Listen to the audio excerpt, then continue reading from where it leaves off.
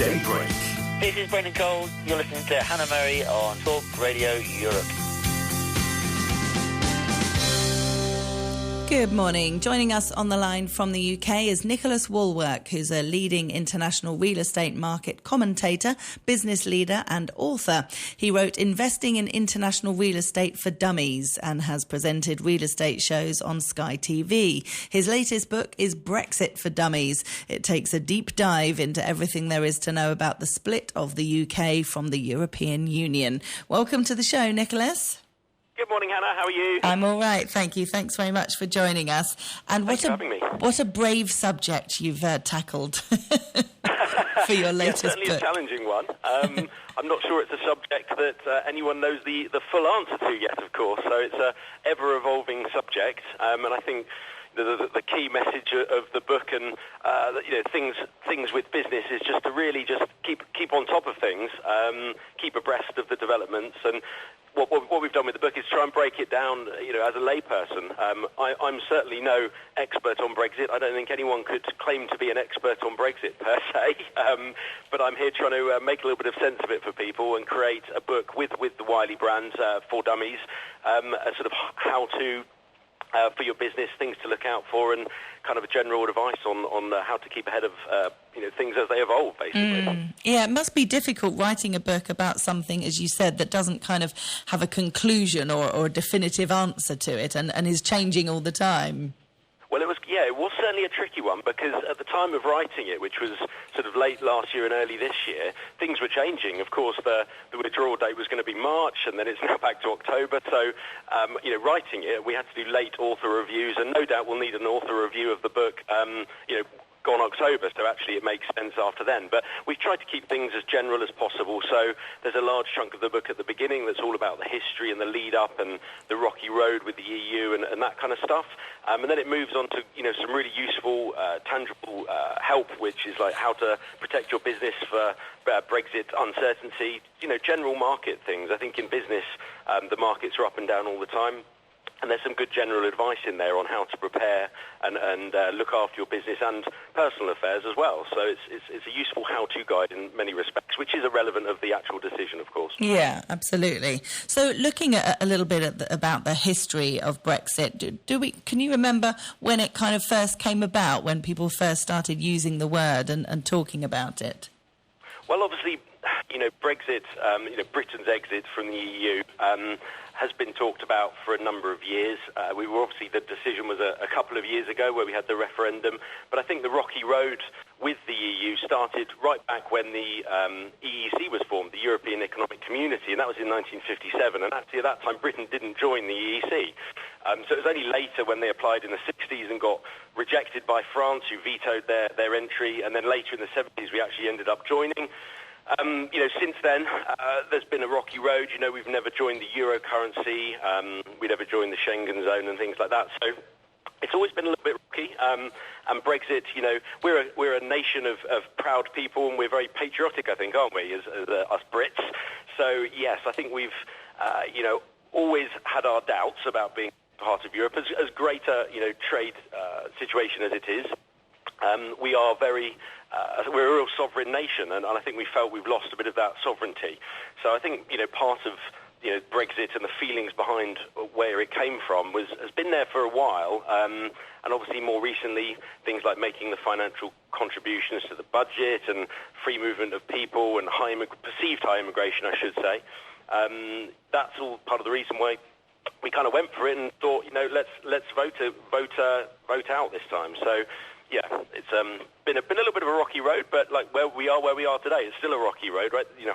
Almost half the country can't decide. And if you look at the kind of voting that happened for Brexit and the referendums, actually there was different areas that voted differently. So Scotland voted to stay, for example. That was a slight majority there. So, yeah, it's a difficult voting system, but overall we're out, and, we're going to see what happens over the next few months. It's an interesting thought that if the vote was to take place today, it could well be very, very different. I think so. I think what we failed to realise which is quite understandable as people, every individual person failed to realise how difficult it would be to negotiate these kind of things, and actually quite how deep the relationships go with the EU. Everything from, trade agreements to laws. We share, vast majority of European laws. So there's kind of implications are far and wide. And it's going to take, I think if people think, Brexit happens in October, say, if it does happen, if they think that's it, you've got a lot. You're going to hear about Brexit for some years to come. I mean, for example, Canada, I think, when they were negotiating their trade deals with the European Union, I think that took 7 years from memory. Quote me if I'm wrong there, as off the top of my head, but I think it was about 7 years to negotiate that trade deal. So, at the point of Brexit, all we've negotiated at this point is the withdrawal agreement, and that's the very basic, elements there. So I think once we get into the sort of deep negotiations of trade agreements, that's many, many years to come. So at this point, we're just talking about the commitments and the divorce. We're talking about a transition period. We're obviously talking about the rights of EU citizens and vice versa. So that's a really big, important point, especially for people in Europe that are currently living in the UK and UK citizens living in Europe and Spain. And there's, we're touching upon things that will be included in this future trade agreement, which is the sort of political declaration. So, but again, that could take years and years to come, and will be a tricky load of negotiations. So we haven't heard the last of Brexit, that's for sure. No, it's interesting to think how many years we'll still be talking about it in the news and everything. Quite an interesting thought. How many times? An interesting word there, Hannah. Yes. I'm trying to pick the right sort of word. Interesting seems the best, at least argumentative. So looking at the business side of things that you mentioned, the kind of impact that Brexit may or may not have on people's businesses. Again, that must be very difficult to write about because there's still so much uncertainty as to how it's going to affect or not people's businesses. Yeah, absolutely. I mean, you've got the sort of obvious general market conditions, which is one side, and I think it's pretty clear that the market conditions aren't great. This is not as if Brexit is going to have an obvious positive impact on business in general. So, I think what's important then as a business person is to just do a good, the book, we've done a chapter on doing an impact assessment for your business. So whether you're a small business, a one-man band, or a big multinational, corporation, I think you just need to, and obviously the much bigger companies are already doing this, we don't need to tell them to suck eggs, but if you're sort of small, medium, slightly larger business, you need to do a full impact assessment of your business. So it's all about kind of working with some experts. That's one area you can do is up your sort of dream team, I call them.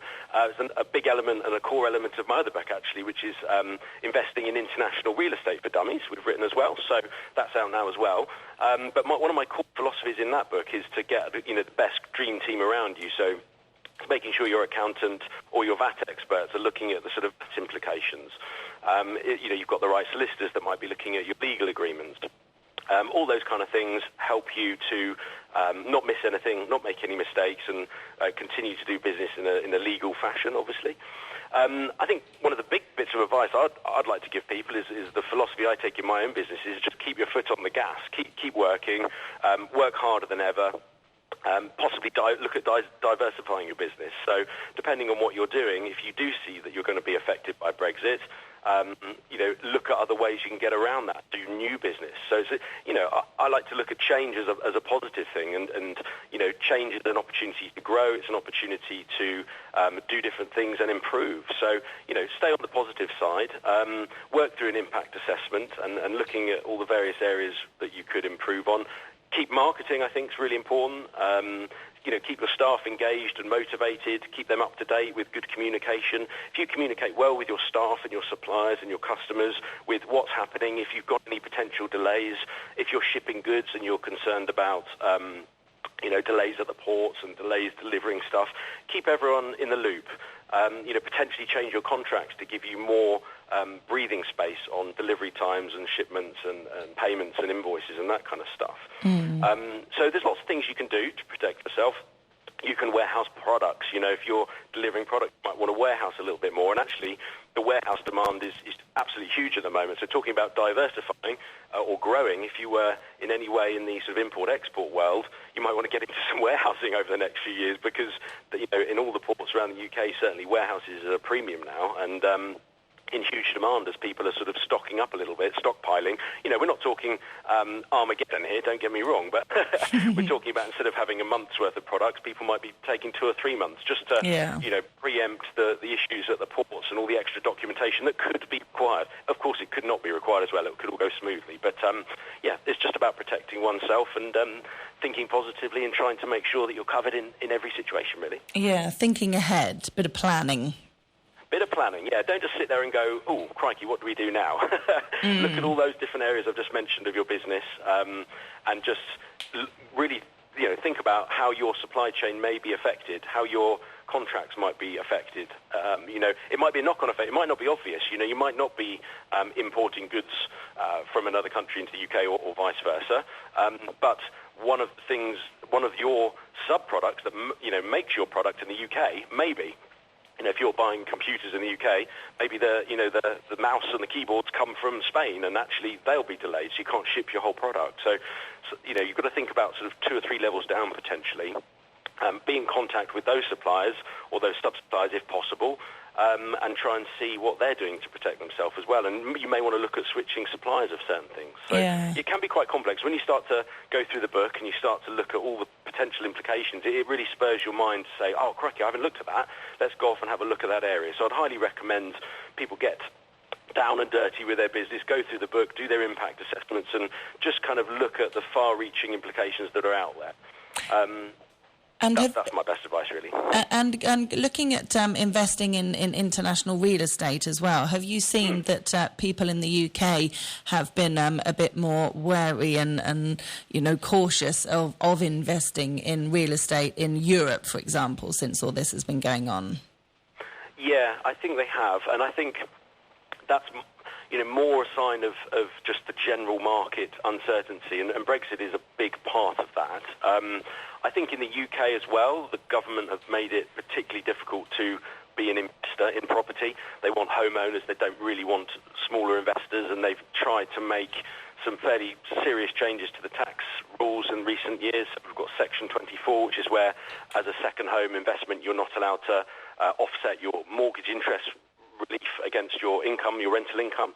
So it makes it, you could be in a non-profit situation in property quite quickly if you had a smaller number of properties there, because you can't take your mortgage off your rent.